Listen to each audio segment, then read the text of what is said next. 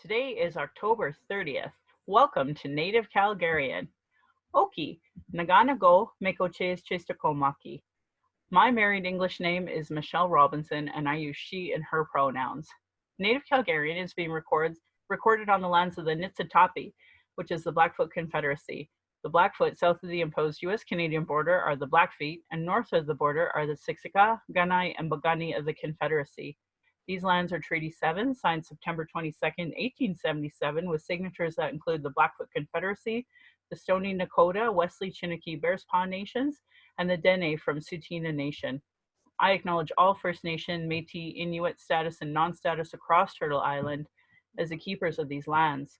All non-Indigenous are treaty partners with the government signing on your behalf. I honor the Blackfoot, as the elders and the members have been so kind to me on my Red Road journey. Elder Red Crane taught me how to pronounce my spirit name. I was born in Calgary, or in Blackfoot Mohkinstsis, as Michelle Elliott, an English name which has afforded me privilege in an English colonial world. My mother is Northern Slavey Dene, or Satu Dene, but my Indian Act Imposed status card by the Canadian government says Yellowknives Dene. My father is so Canadian, I am the daughter of the Mayflower and a daughter of the American Revolution, while having an Indian Act Imposed status card. I acknowledge my Dene lineage and that I was born in Calgary, but my family is not part of the Treaty 7 signatories. My Dene lineage roots me in the land of the Hare people, also called the Great Bear Lake people in Treaty 11. I'm a native to Turtle Island, and my Dene nation is a visitor to this area of Clincho Tine Indahe in Satu Dene, meaning many horse town, named after the Calgary Stampede. Land acknowledgements are critical for creating a safer space for Indigenous, as well as honoring the host as a guest and acknowledging your role as a treaty partner. My humblest apologies to the Blackfoot elders and language keepers as I tried to learn proper pronunciation. Any mistakes or misinterpretations will be on me. I encourage questions so that misunderstandings can be cleared up as soon as possible. I do not speak on behalf of all Indigenous, but I share what I know as I walk down my Red Road journey. If you're experiencing emotional distress after hearing anything we talk about today and want to talk, you can call the First Nation and Inuit Hope for Wellness helpline at 1-855-242-3310. It's toll-free, open 24 hours a day, 7 days a week. Non-Indigenous, there are distress lines in your area as well. And today we're going to be talking a bit more about domestic violence. So I also encourage folks to call Awuton Healing Lodge, as it's Indigenous centered, and they have a safe exit, which means that if you go on their website and you hit safe exit when you're done, there's no record that you were on their website, so you can feel safer being on that website, accessing those numbers. My Patreon account is Native Calgarian, where you can pledge and support. Thank you to my previous donors for already showing your support to the show. If you value listening and can afford to give, thank you. To those that cannot afford to give but listen in, I'd love to hear from you at nativeyyc@gmail.com. Send in your comments or questions. I now have a YouTube channel and would love to have you subscribe. You can go to nativecalgarian.com for all the latest podcasts and pin posts on social media. And I want to give a shout out to my super loyal donors, Adam, Agent Indian, Alexandria, Beatrice, Ben, Beth, Brian, Kat, Celine, Christina, Crystal, Diana, Jacqueline, Jana, Jenny, Jessica, Jocelyn, Judy, Karen, Kathy, Kenna, Leah, Lisi, Marisa, Melissa, Morami, Natalie, Nathan, Rebecca, Rochelle, The Sprawl, Shara, Sharon, Tammy, Tiffany, Thalia, Vanessa, and Veronica. Whew, that's a good mouthful. I sure appreciate every single one of you, so thank you again. And today I have my friend that I don't know how long we've known each other, Celina, but I'm so grateful you're on here. Yeah, thank you for having me, Michelle. I appreciate it, and thank you for everything you do as well. Honored. So when I talked to you, we were like, geez, what are all the topics we're going to talk about today? Because you have, I mean, we could be talking about transplants, we could be talking about immune systems, we could be talking about many things. And yes. I was really grateful you wanted to talk about domestic violence because, you know, today's October 30th, which means next month already we start November. So and it is Domestic Violence Month, so that's perfect. Exactly. So yeah, I'd love for you to introduce yourself in your way. So I'm Celina Tibo. I've been living in Calgary for probably 24 years now. I'm originally, my dad is Mexican. My mom is, she's Cree. I lived in mostly Ontario and Mexico.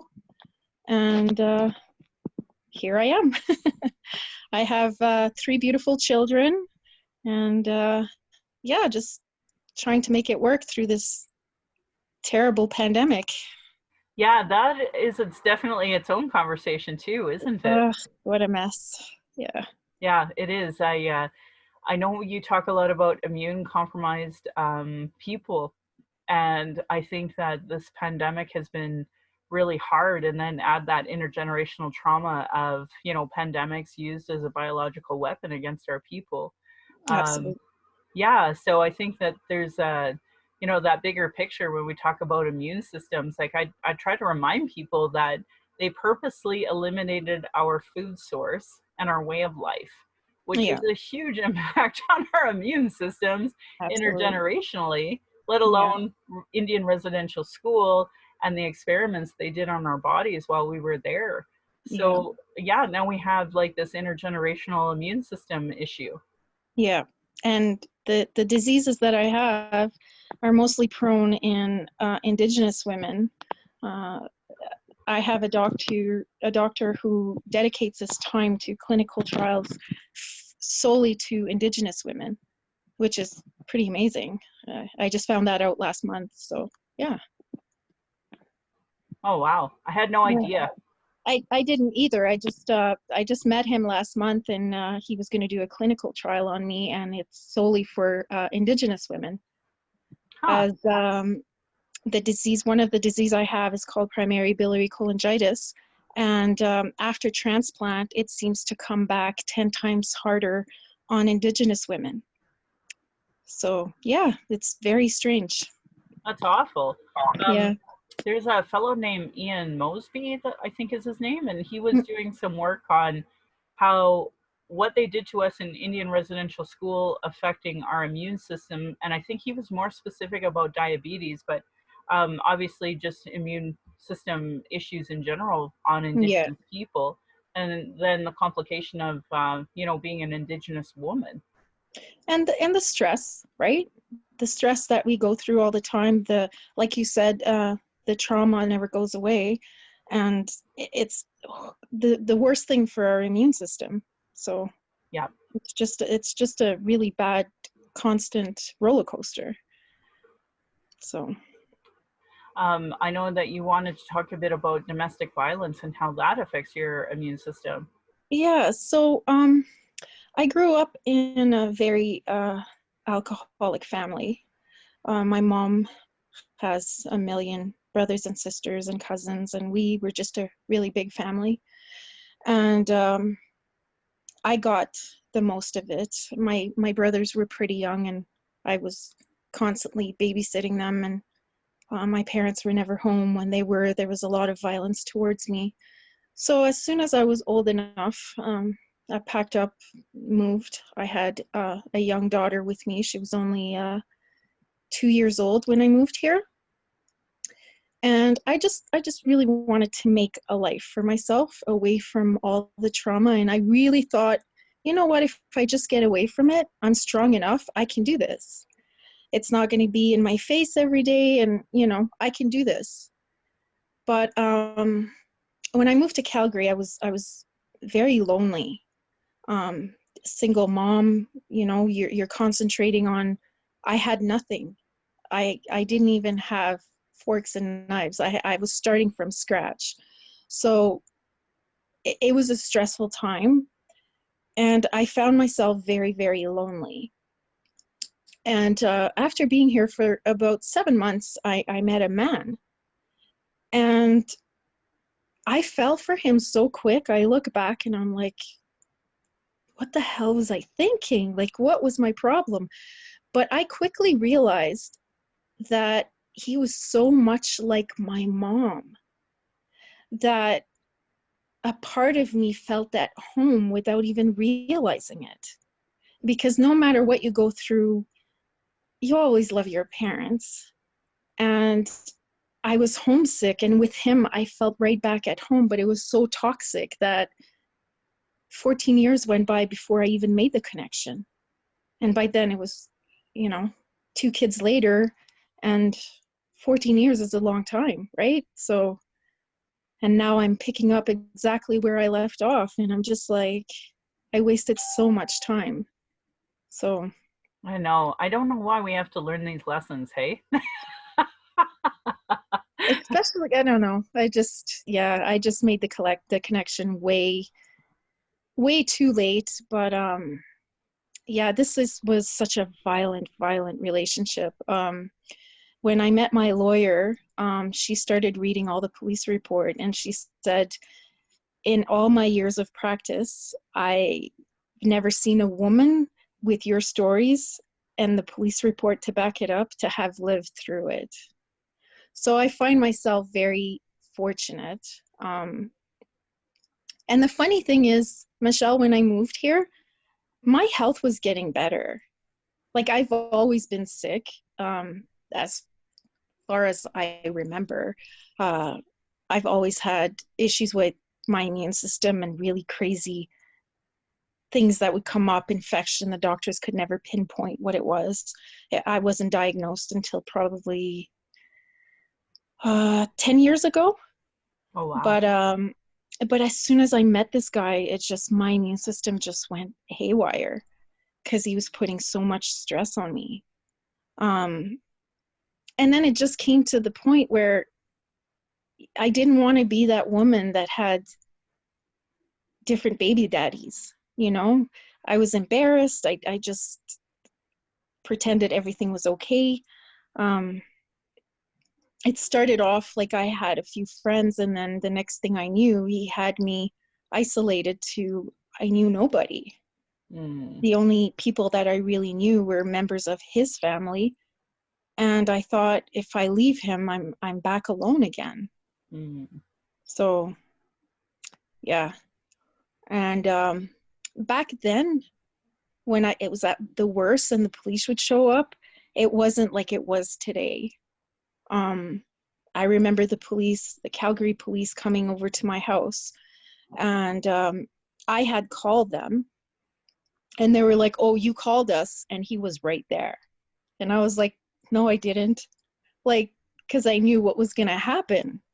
And they were like, "Oh, of course you called us, and why won't you tell us what's going on?" And I was like, if they could have just removed him from the house for 2 minutes, I could have spoken my truth. And then one cop got mad at me, and he was like, "Oh, are you protecting him because he's your pimp?" And I was like, eventually I just stopped calling them. The worst incident that ever happened was him and I went out one night, and he got mad at me because we were at a dance party, and a guy asked me to go dance with him while he was in the washroom. And he got out, and instead of taking it out on the guy, he took it out on me, because that's what women beater do. And he pulled me out of the club by my hair. He stabbed me in the thigh. I was driving my car. While I was driving, he was punching me in the head, pulling my hair. When we got to the house, I had fake nails on.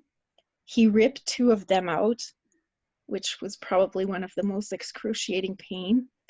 And then he dragged me in the house, and he was on my bed choking me, and I couldn't breathe. And I would black out, and I would come through, and he was on top of me, blowing air into my mouth, giving me the Heimlich maneuver to make sure that I would come through, and then he would choke me again until I would pass out. I was lucky enough that the babysitter called the police. The police came. There was like 7 of them. They broke my door down. They had the guns drawn on him. They had to call an ambulance for me. My neck was just, and I had, blacked out like 7 times of him choking me, bringing me back, choking me. And he had knocked out my tooth. And then the next thing I know, I was done. I was going to leave him. Everything was good. I was strong enough They arrested him. He went to jail. He came out pretty quick because he had a job and they didn't want him to stop paying his child support because he had 2 other children. And the next thing you know, social services is at my friggin' daughter's school questioning her. She had no idea what had happened. And the guy was like, did you know your mom almost died the other day? She didn't have any idea what was happening. And then they called me at the school and they said that if he came around, they would take my daughter away. And they had me in such a panic because it happened to me when I was young. I did everything I was supposed to do. I called the police. I got him kicked out of the house. I got him removed. I charged him. And then they did this with my daughter. You're native, though, Celina. I know, but you know, Michelle, like, I'm a mama bear. Don't mess with my kids. And that just threw me for a loop. And I just couldn't deal with it.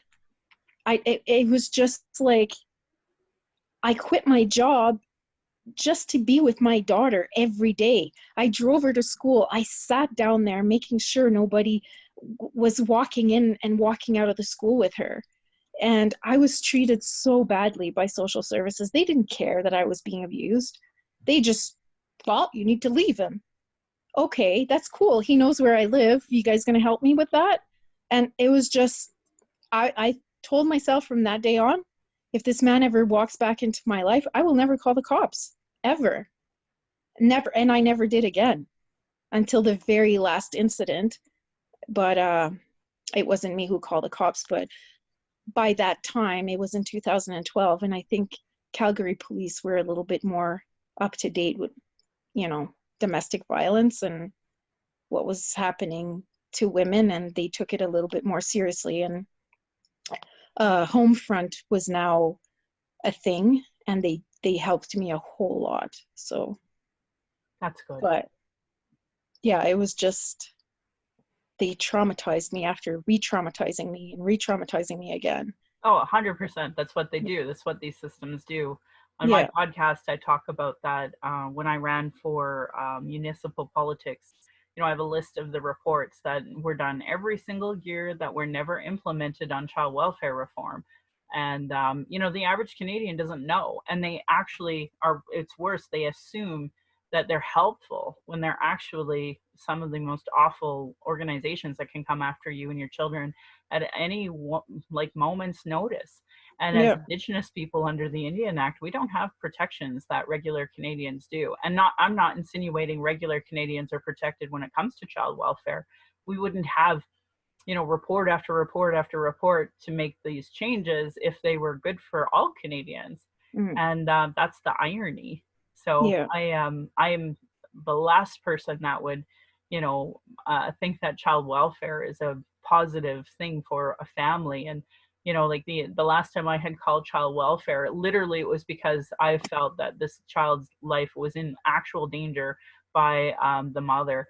And, you know, that's like, it has to be that bad in order for me to call, because it's just, I know my family alone has been directly impacted by child services as well. So in a negative way, and, you know, I'm pretty sure every Indigenous person has gone through that. Right? Yeah, and I try to tell Canadians that they don't get it. No, they don't. They're like, oh, just leave, call the police, do this, do that. Like, I felt so judged. And honestly, in my entire life, I feel like the only thing that I've done good is being a mom. And because I've changed everything. Like, yes, I was wrong to be in a domestic violence situation. I was also, I did what I have to do, but honestly, they pushed me back there, because as soon as he was out of jail, he was calling me. He was at my house. He was stalking my work. And it just became easier to be with him, because I wasn't going to call the police again, because they were talking about taking my daughter away, even though I was doing everything I was supposed to do. Yeah. So forget that. There's a good book called Jawbreaker, and it actually talks about the first shelter that they had here in Calgary. And part of it is a huge part of it is Calgary Police Service, like just totally mocking the concept in general. And that Yeah. was at the time that my mom was being beaten by my father. That was at the same time Pierre Elliott Trudeau was joking about hitting his wife in the House of Parliament. Like that's on the record. So it was Nothing just funny so about that. socially acceptable to be hitting women. And I mean, I would argue it is today too. I don't think that anyone has a leg to stand on when it comes to denying that, because our stats prove it. Yeah. Oh, absolutely. Absolutely. So yeah, it's tough being an Indigenous woman and avoiding violence, and then avoiding police judgment, and avoiding social services, and then for the schools to be facilitating the children to be talked to by these social services. It's just complex trauma because Oh, absolutely. And like Eve, you've met her. Um, she's the one that had to deal with that. She was the one that had to sleep with me every night because she was scared of being taken away. You know what I mean? Like I didn't drink, I didn't abuse her, I didn't, I protected her as much as I can. We were always together. I gave her all the opportunities that I possibly could. And for them to do that, and for her to, oh, you're going to be taken away from your mom, like it was just traumatizing all around. my own daughter, after dealing with social services with a cousin of mine, she just said that she hates the system so much, and she's pretty convinced. She's afraid of child welfare after what she witnessed, what Oh, happened to my absolutely. cousin. So I I hate to say it, but we've given them answers and solutions and recommendations and reports, but they just haven't implemented them. And until they do, they're just looked at as the evil pariah of society. They don't care really. I Nope. can't see them carrying on like this. I was listening to Loa Bibi on Windspeaker this morning, and she had Carrie Gladue on, and he has a book about second chances, and he talked about his alcoholism. He outright said it. He said when he was apprehended because of the stupid 60s scoop to eliminate us from our people and our culture, he ended up being sexually abused by a social worker. And I mean, how many times does Canada need to hear over and over and over that we've been sexually abused by the RCMP, by the police, by the social services, by priests, by nuns, before there's ever accountability? And there never will be, because they see us as No, lesser. So no. it's just so frustrating. And last night we had Sonny Campbell, or sorry, Sonny Crazy Bull's um, vigil, because he was killed by the police on Friday. So like we can't get away from it. I We're know. And it's I feel bad. 2020.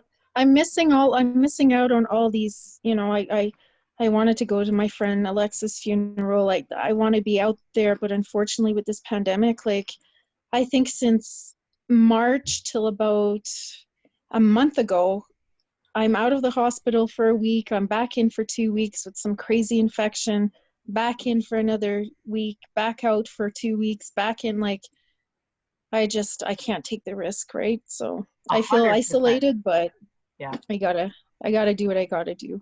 That's the great thing about these Zooms. So even though we're recording for a podcast, like you and I can meet for a Zoom coffee anytime and Oh, just thank you. have like a 10-minute one, because I don't want you to feel that way, but I also respect your boundaries. I mean, we've been doing a lot of Black Lives Matter protests. We had our vigil last night.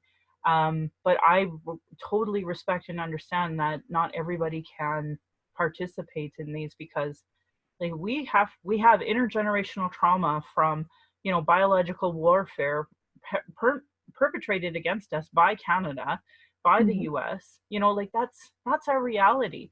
Yeah. So when you are legitimately and so our viewers have no idea who you are or any of the immune issues that you've encountered. And I know transplant is a huge issue for you as well. So do you maybe want to explain to our folks that are listening and have never heard from you or about you, about some of your journeys when it comes to the immune system and why this is so relevant, why you're in and out of the hospital. Yeah, so I have lupus, and I have a rare disease called primary biliary cholangitis. So it's my immune system attacking the bile ducts of my liver. And it does that till my liver, the bile leaks back into my liver until my liver is completely cirrhosis. So in 2012, I was actually in the hospital. They had given me a month to live. And I ended up getting the call for the transplant. I had my transplant, everything went well. I ended up donating the small lobe of the liver to a child. So 2 people with the same liver were saved that night. And then now I'm taking immunosuppressed medication for the rest of my life, plus some lupus medication. Lupus attacks all kinds of different parts of my body. Last month, it decided to attack my colon. So when that happens, my immunosuppressed goes higher, so leaving me very vulnerable with basically no immune system to fight anything off. So that takes care of the immunosuppressive diseases, but then it leaves room for everything else. So, you know, my daughter's friend kissed me on the cheek 2 weeks ago, and I broke out into this really horrific rash because there was something on her lips that my cheeks didn't like. So, you know, I couldn't imagine trying to fight like COVID on top of that, right? So if I was to have something as serious as COVID, they would have to take me off my immune suppressive medication. That would mean my immune system would find my new liver and start attacking the new liver. So that would leave me in an extremely bad situation. And my liver journey was waiting for a liver was so long. I was 6 years extremely sick, doing for 3 years of those 7 years I did every Mondays, Wednesdays, and Fridays religiously. For 3 long years I did this treatment called plasmapheresis exchange. I did chemotherapy to try to lower my immune system. I had tubes coming out of my neck, the central line, which my ex ended up ripping out. So it was an extremely long journey waiting for that liver. So when it became available, I think it's the day I gave up. I had snuck out of the hospital because it was my daughter's birthday. She was turning 4, and I was a single mom by then. And I parked in my garage, and I closed the garage door, and I let the car run, and I was like, I'm really done with this. I just don't want,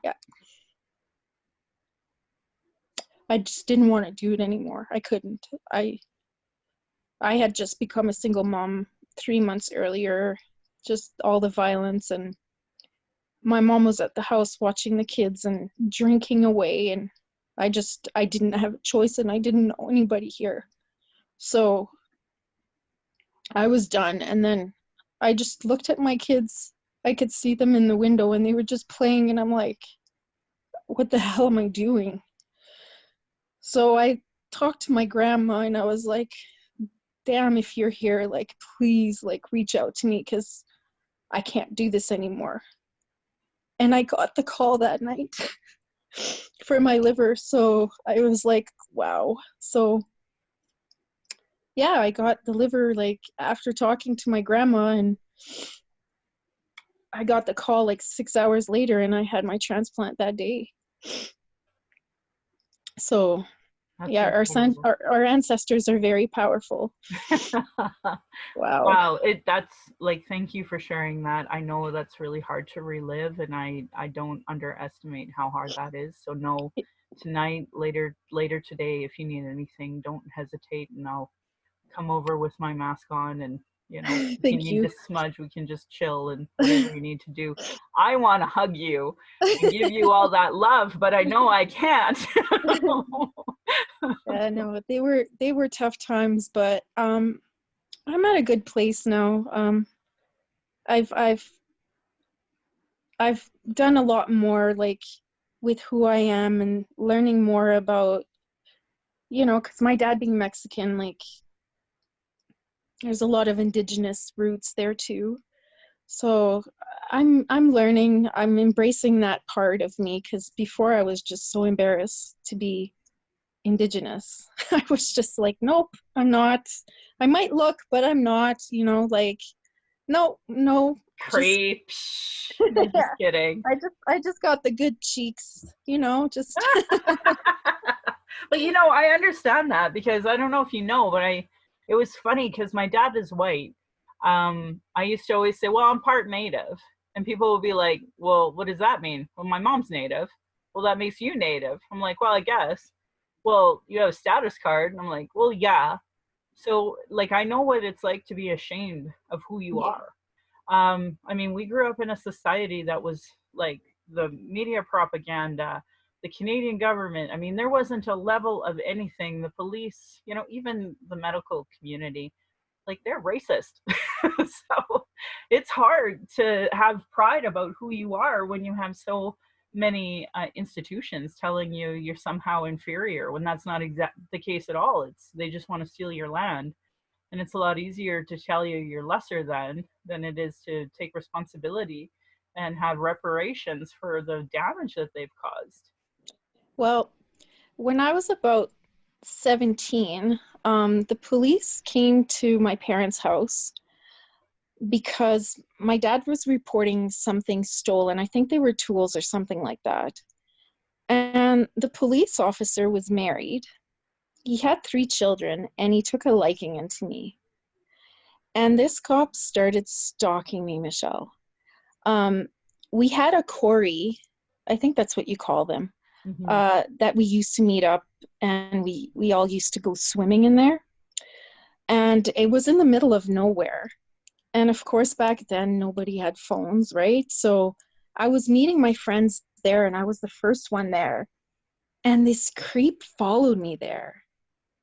And he had me at the quarry, and like he was just trying to kiss me and trying to fill me up. And like he was so positive that I wouldn't say anything and Yeah. I wouldn't do anything. And I was just lucky that my friends showed up when they did, because he probably would have, you know, Yeah. I know. Cops I do don't even that. know. Yeah. But yeah, he just wasn't leaving me alone. He would pull me over when I was doing the speed limit, and he'd come to my window and he was like, "Oh, it's you. I didn't realize it was your car." And he was like, "Oh, follow me. We'll go for a coffee." Or he was just so married, you know? It was just, yeah, just really weird things like that. Yeah, no, I had a friend and his dad was a firefighter. He said the same thing, that they were like that too. So I just took him for his word, and just thought, well, I hope I don't marry a cop or a firefighter. Yeah, for And real. what's funny is I had an old boyfriend that did become a firefighter, actually. Oh, did he? He totally did. So, but whatever. It is what it is. Yeah, Yeah. no, I don't understand how these folks who, have pushed their language, pushed their culture on us, pushed this Christian doctrine on us, and they do all of this awful stuff all the time, and I don't understand how people respect them. I just don't get it. So, Well, it's like, my daughter, like both my kids are black mixed. And my daughter went to Prairie Winds Park in the summertime, and I guess there was a church group there, and they were giving out food. And I picked up my daughter later on that day, and she said, "I want to start going to church." And I was like, yeah, why? Like, and she was trying to explain to me, in the end, it had nothing to do with their religion. I think it was just because they were all mixed of Jamaican and Africans, and I think she felt very welcome there. So I'm like, well, we'll see. Well, we just did a lot of talking that night about religion, because It's, yeah, it's not my thing. No, well, that's a conversation to unpack, because even so, Sonny Crazy Bull, his family is really, really Christian, and they had a black pastor doing, prayer, and then there was a young woman, and she sang Amazing Grace, and it's interesting because colonization had happened in Africa, and then you have all of these like Christians that come here and still perpetrate this religion on our people, and they don't understand colonialism because they're so deep into their religion. They don't even get it. So it sucks, because it's like, dude, you are like totally treated like a second class citizen, totally based off of your skin color here in Canada. And yet here you are doing their work for them and still trying to colonize the people into Christianity. And it's so frustrating, because like, yeah, I'm sure did you see that guy that was on Memorial in 36th? And he had like a Bible in one hand, and he was like jumping for joy, Jesus and saved me, or something like that. and the cops were being called on him because he was black, that. But that bigger picture, that God forbid somebody is happy while being black in our area. No, that's not going to happen. So but then he did have a safety vest on at one point in time, so I'm sure the cops tried to tell him, you at least just wear a safety vest. Well, so I got a kick out of that, and I was like, I wonder if I should sit down and try to talk to him about Indian residential school. But I just I know how the Center of Newcomers and especially that CCIS, because they're a Catholic-based immigration service, right? Like, so they push that. I remember going to one of their service or presentations.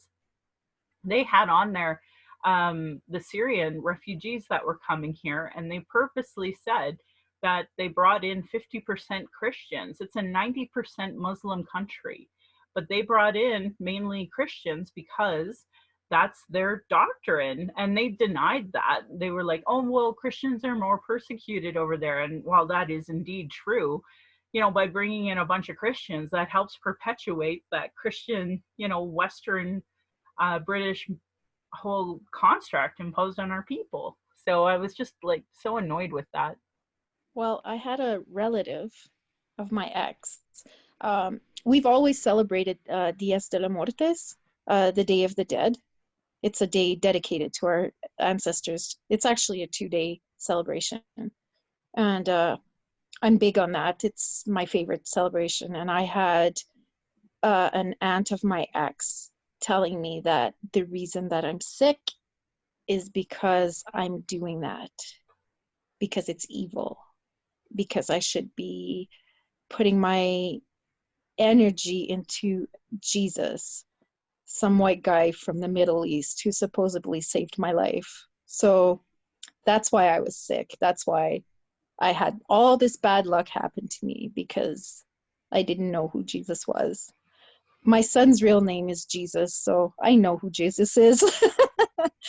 So, wow, that is something to digest, that's for sure. But like, again, because of that, what they've taught my own family, I mean, they don't smudge. And last night, like, smudge was not welcome, or drumming or tobacco, like that was not welcome at that vigil. And I'm gonna obviously meet the family where they're at and respect their protocols. you don't have But man, it's just another example of how colonialism hits our people, and try to guilt trip you into that, rather than acknowledging what this so-called Christian religious did to all the Cree. Like, they don't know that. Folks that are newer here, they don't have any concept of that. And even folks that have been here for generations apparently are so ignorant to the reality, and then have the audacity to say that was far in the past. And it's like, no, like, it's still happening today. Yeah, if you look at social services, I mean, it's not residential school, but is it? Like, it is, totally. Yeah. We have one of the volumes of the TRC, and it, like, the whole thing is developed on the fact that Indian residential schools developed the social services that apprehend children today. Like Yep. that, like there's a whole volume in the TRC series on that alone. Yeah. And yet Canadians are so like, hey, Timmy's and who's playing hockey? Exactly. And you know, they just they unfortunately they all have the same outlook on us though. Like, you know, when I got sick with my liver disease, sorry, I'm just gonna plug in my phone real quick. When I got sick with my liver disease, the fact that it was my liver, I had nurses telling me to quit drinking. You know, my doctors were good about it, thank goodness, because I don't know how I would have managed to trust my health to a doctor who thought I was drinking. But and not that I know disease, drinking is a disease in its own, but it wasn't my disease. You know what I mean? So I worked so hard not to drink and not to be that way, because if I was a drinker, I know myself. I open a bottle of wine, I will not stop until that bottle is done. Mm. And then I will want another bottle. And then I know who I am, so I don't drink for that reason. And I never drank because, you know, I had my daughter kind of young and I just wanted to give her that better life. So for me to work hard not to be that way and to break that trauma right where it was, to give my daughter a better life, and to be accused of being an alcoholic and doing this to myself was a slap in the face, I know, right? but they're so dumb. They don't know nothing. And it's so frustrating because like even for me before the COVID thing happened, I got really, really Yeah, sick. I And remember. yeah, and they even accused me of smoking, and I'm like, I literally have never smoked cigarettes in my entire life. I was that kid that grew up in, you know, Dina Hinshaw and I went to the same school and got the same education where we were taught, you know, you don't smoke because if you do, then you're, you know, your lungs are bad and all of those things. So I never started smoking. And then Yeah. to have my own doctor accuse me of that. And then COVID happened. So I'm like, well, now I can't even go find another doctor because right now everything is falling apart. I feel like in the Yeah. medical community. So if they could just get some anti-racism training for their, you know, nurses and doctors so that they quit accusing us of drinking. And I have heart issues. And like I've just told my family, I've already accepted the fact that when I have a stroke or a heart attack, they will assume I am a drunk. They will just assume that. There's no way around that. So it sucks because I just know that's what to expect of my stupid healthcare system. Yeah, Yeah. absolutely. And then, you know, they just haven't accepted that racism is a huge part of the factors with COVID. And that, Well, you know what? In order to accept it, that would mean making changes. yeah, hey, Everybody's comfortable where they are at, you know? yeah, it's true. It's totally true. So, They think to themselves, oh, why change something if it's not broken? Well, it's not broken for them, but it's broken for us. right? So, yeah, absolutely. Ay, ay, ay. And I feel bad because, you know what, Michelle, even my daughter, she broke my heart the other day. She's a sweetheart, don't get me wrong. I love her to pieces. But the other day, um, she's very into her Black culture. Most of her friends are, you know, they're Black kids, and I think she feels more comfortable in that area. Yep. And the other day, she's like, "Can you not tell my friends that you're half Indigenous and half Mexican? Just bring up the Spanish, not the other part." And Oh, I'm like, "I'm so proud of myself. Like, why?" And she's like, "Oh, never mind." Like, she did. I think she realized she hurt my feelings and she didn't want to say it. And I'm like, that'd be me like telling you you're just Spanish and leave the Jamaican part out. Like, just love all of me. And she's like, well, I do. I just don't want my friends to know I go to smudges and I do this. And I'm like, not smudges. I mean, sweat lodge. And I'm like, but why? Like, she's like, I don't know. I'm like, we'll have to talk about it later when I'm in a better place, because I was kind of hurt and my first reaction was to bark. So well, and it sucks because she has to deal with internalized hate when it comes to being Black and coming to be Indigenous. And the Yeah. fact that she was more proud of you being Mexican, despite all of the negative propaganda against Mexicans, like, Right? oh, Right? this girl, oh my God. I think I need to spend some time with her. Oh, absolutely. Yeah, she's a loving girl. I mean, after Yes. the domestic violence, I was like, I need to put them into counseling right now.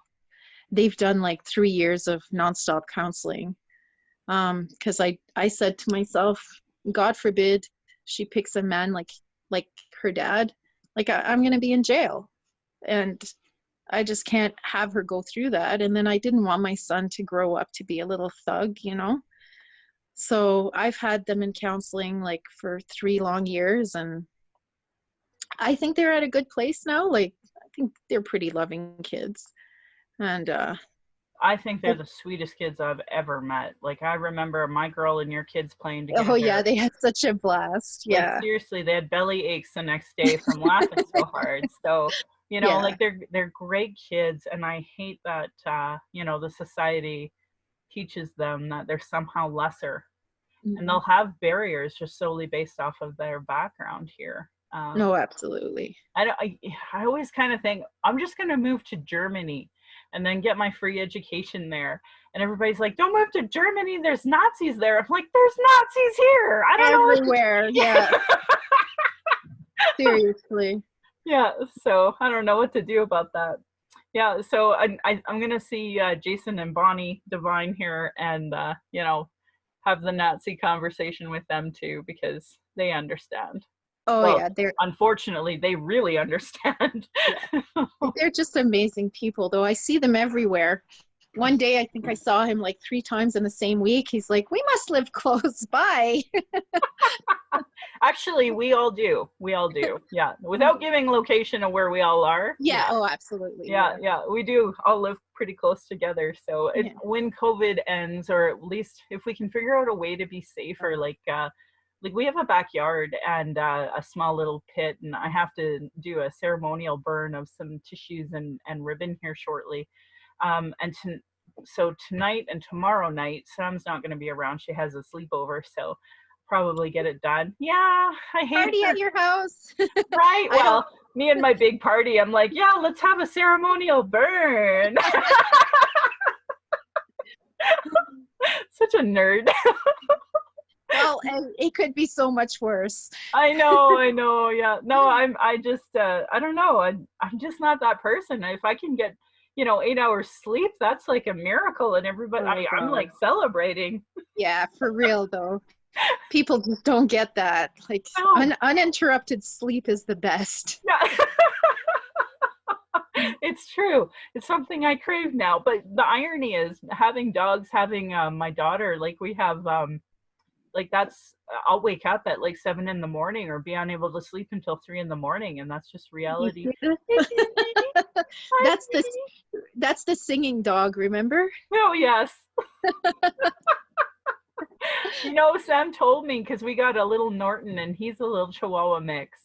And she said the reason why she wanted one was because of that.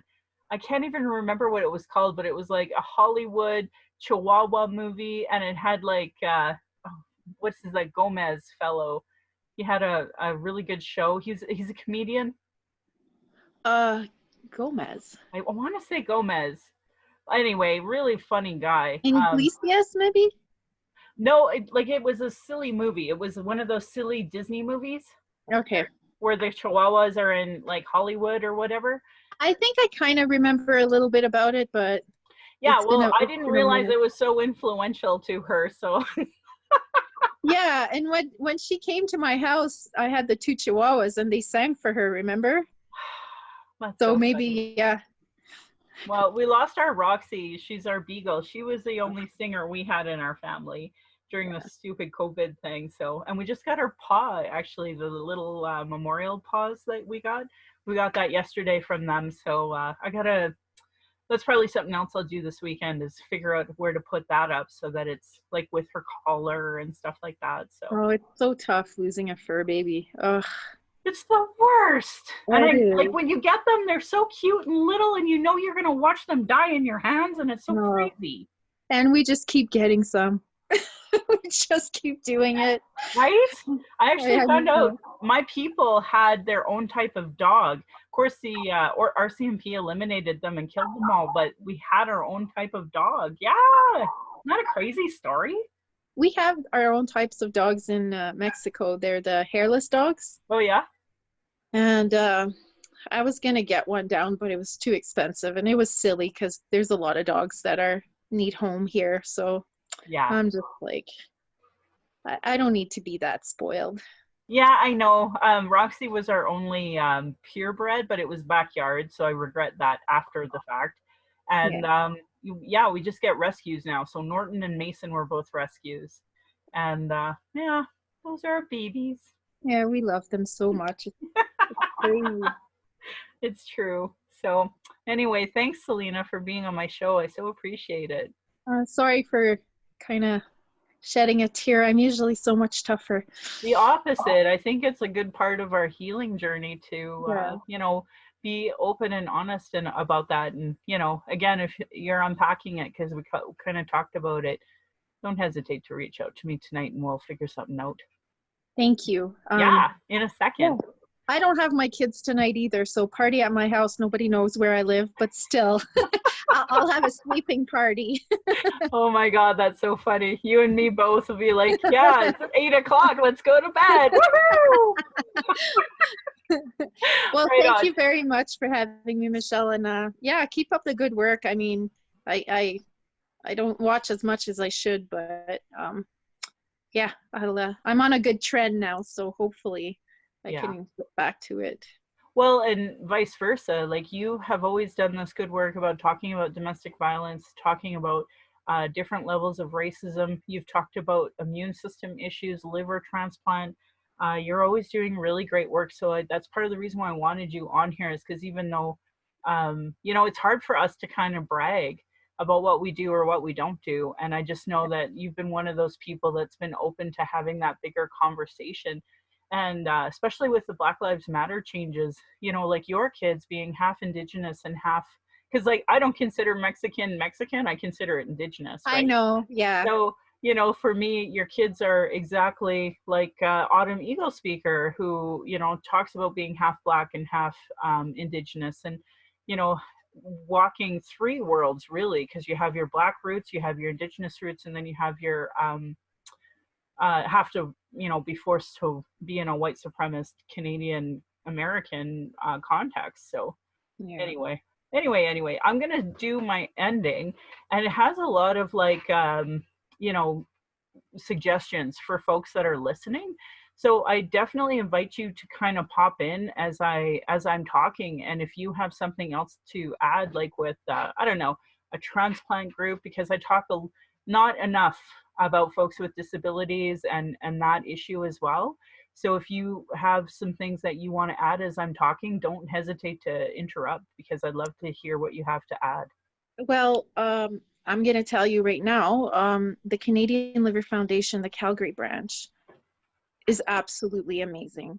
I'm more of a group for my typical disease because it's primary biliary cholangitis, but the Canadian Liver Foundation in Calgary, I do all my voluntary work there, and I try to connect people with the same disease because there's like 101 liver disease out there. So I try to connect them, even alcoholism, not to be embarrassed and reach out because it is a disease and, nobody deserves to die waiting for a liver, you know? No. So if anybody out there has any kind of liver disease, whether it's self-inflicted or not, reach out to the Canadian Liver Foundation. I'm the one you're going to talk to, and keep it private and send you in the right direction. Awesome. No, that's Yeah. great work. I know that we do that work of sobriety. And to me, if we can help people walk that road in any way, we do it in a second. And, for me, doing Mending Broken Hearts, talking about intergenerational trauma and complex trauma, to me, that's like the root of the alcoholism in a lot of ways, or Oh, addiction in general. So, My Well, brother is full-blown alcoholic. He's got alcohol fetus syndrome. He's 33, 34. I really hope that he reaches the point where he will accept the help, because he's not going to be here for another year if he continues down this road. So, and nobody deserves to die because they've been traumatized. yeah, I know. I feel you, my friend, and I'm sorry to hear that your brother's, traveling that road right now. And well, yeah, we can all pray for him. At least all the Indigenous Thank you. people that I listen. appreciate that. Yes, Yeah, absolutely. His I'm name sure is there's Jeremy. non-Indigenous people who pray to their gods, and I hope they pray for your brother too, because like, Thank you. I want him to. I want all Indigenous to live a happy and peaceful and happily thrive in this world, because we all deserve to. We And do. I know for me, like I'm so proud that my family survived what they survived in order for me to be here today. And I want to live that legacy and, let my girl try to live a happy life in the hopes Oh, that we break that. 100%. Yeah. 100%. You Yeah. know, at this point, it's about our kids and that better life. And if we can make one change to one person, it's worth a life. It is. Yeah. Awesome. Okay, Yeah. well, thank you, Michelle. Thank you, Celina. Okay, I'm going to do my ending and don't hesitate to pop in. Okay. Indigenous have been talking about our issues, sharing our traumas and reports, commissions, and in public hearings, just so it can be regularly disregarded. No more. Honor our words. Honor the treaties. Listen to politicians and their policies and platforms. If they don't recognize the marginalized in their budget with Gender Equity Plus, if they're cutting violence prevention programs and services, Indigenous education, uterus health choices, gay straight alliances, lack of human rights for migrants, immigrants, folks with disabilities. Know that your vote to that party directly negatively impacts people. Demand that they implement the Truth and Reconciliation Commission calls to action, the recommendations of the Royal Commission on Aboriginal Peoples, the multiple reports about child welfare reform, violence prevention, and now the 231 calls to justice from the National Inquiry on Missing and Murdered Indigenous Women, Girls, and Two-Spirit. Denying these reports is a form of abuse called gaslighting. Our people are experiencing extreme racism in the educational, justice, and health institutions, with multiple reports that say the same thing. Demand change from election platforms and politicians. If they don't understand colonialism, racism, privilege, sexism, they literally have zero business running. This should be understood by all parties and local politicians, community organizations, sports organizations. A really great article I said out loud in episode 62 is Truth Before Truth, How Non-Indigenous Canadians Become Allies. I highly recommend you read that.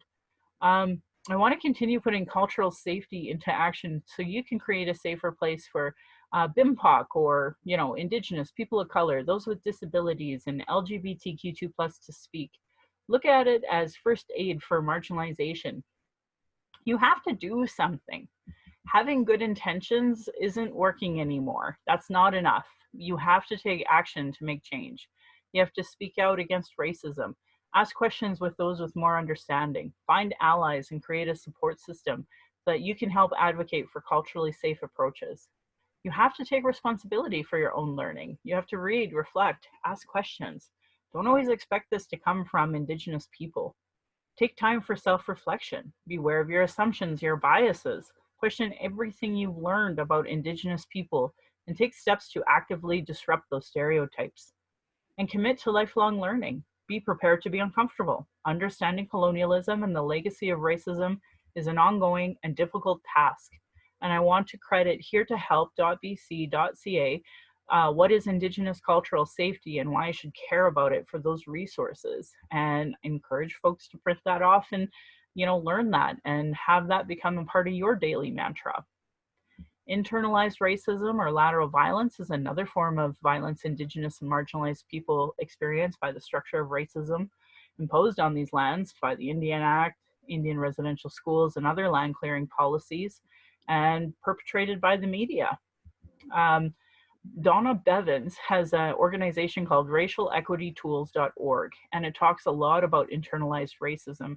And I encourage people who aren't white to really unpack that. So if you're a person like me who's like, oh yeah, I'm part white or I'm part native, you need to learn what internalized racism is. so that that way you can be proud about who you are and not ever be ashamed for who you are. Do's and don'ts for bystander intervention by American Friends Service Committee. They have a bunch of do's and don'ts for bystander intervention. So if you are on the C train or you're somewhere and you're actually witnessing a public instance of racism, anti-Black, anti-Muslim, anti-trans, anti-Indigenous, or other form of oppressive interpersonal violence and harassment, I recommend these tips on how to intervene while considering the safety of everyone involved. Do make your presence known. If possible, make eye contact with the person being harassed and ask them if they want support. Move yourself to the person being harassed if possible and you feel at risk of doing so, or if you feel you can do so without risk, create that distance and barrier between the person being harassed and the attacker. If it's safe to do so, the person being harassed consents, film or record the incident. It's a lot easier to delete it than wish you had it. And I think now would be a good time to bring up the fact that right now, like internationally, we, Calgary, Alberta, Canada, is being slammed with this Calgary police officer that took a young, 26-year-old Black girl, and I don't know what the hell he did. Can I say something about that? Yeah, go ahead. So, my friend, she has a daughter who's 25, sorry, and that girl is her daughter's friend. I had a talk with her daughter's friend today, and she said she knew her. So I said, do you know what happened? Did her hand come out of the handcuff? Because that's what everybody was saying on the comments. And she said, no. She told him to stop touching her headband. And if he wanted her to remove it, to uncuff her, and she would do it.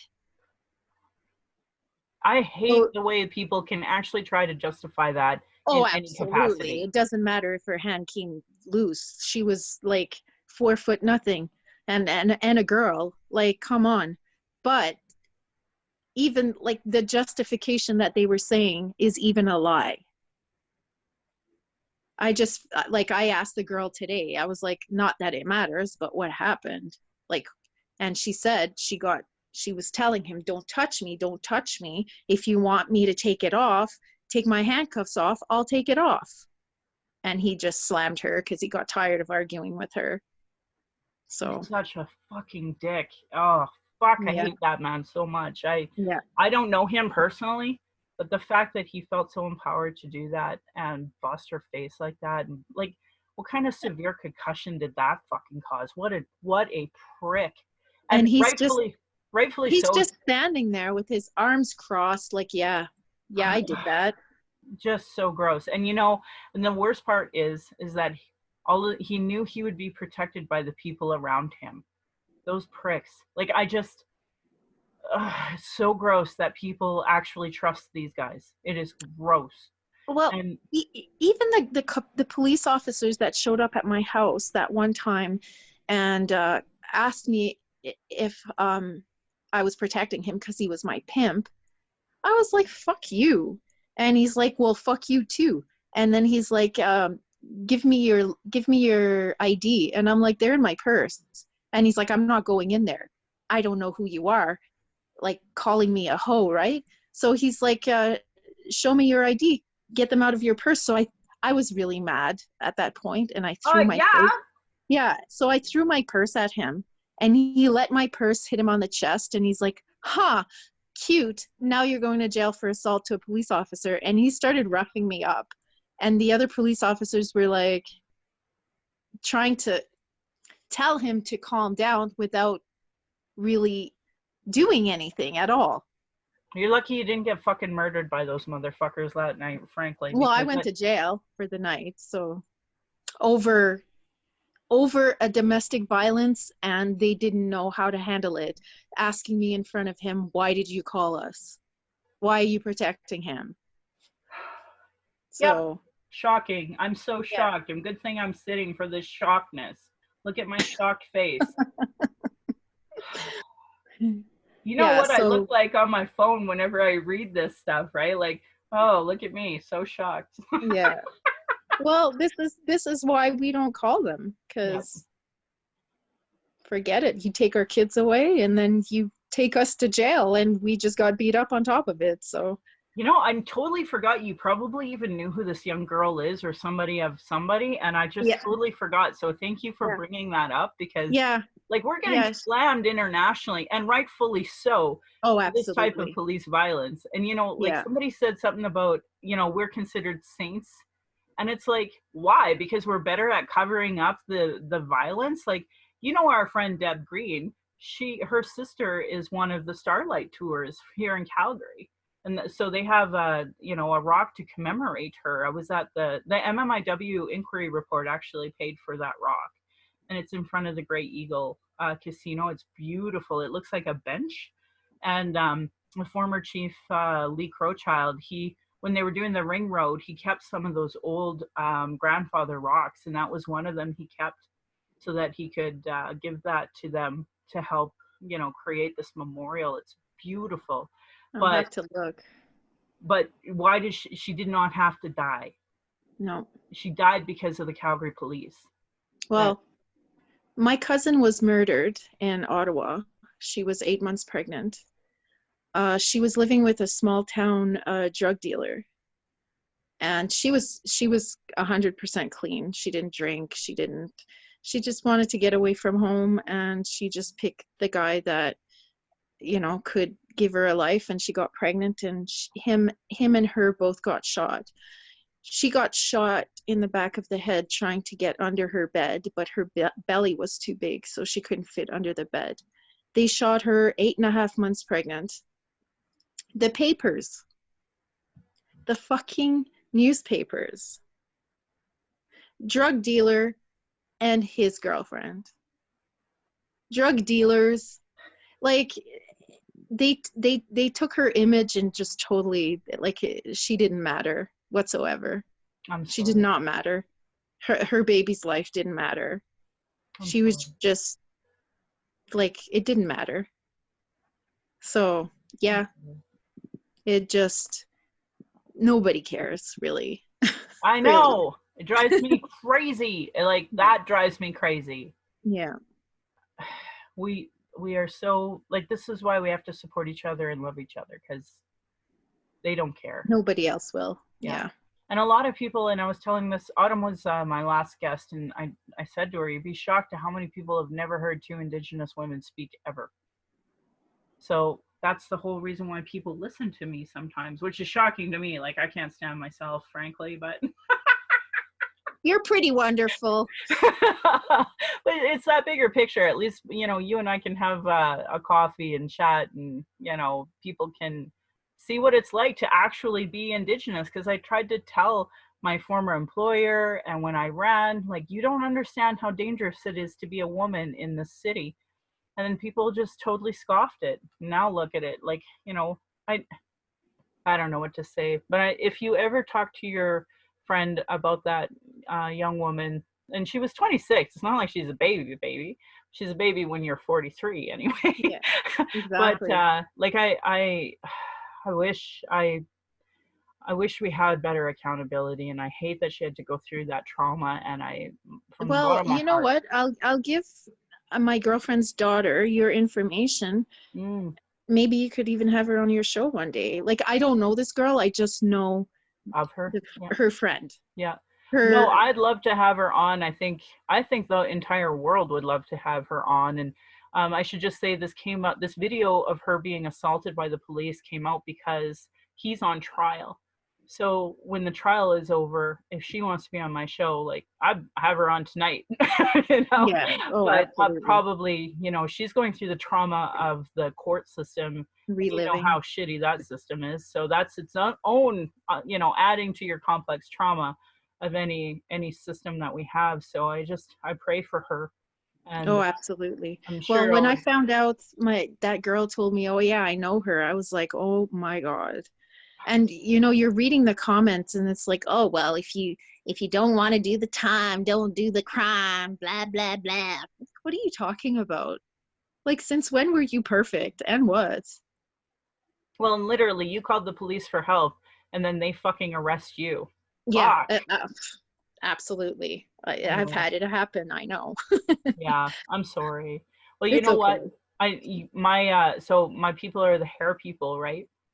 And my cousin was down here from Yellowknife, and we were driving around, and I told her when because there was a bunch of white rabbits that came out, and I laughed and I said, in my podcast, I always finish by saying, I give side eye to all those Calgary rabbits. You're lucky I'm not tradish.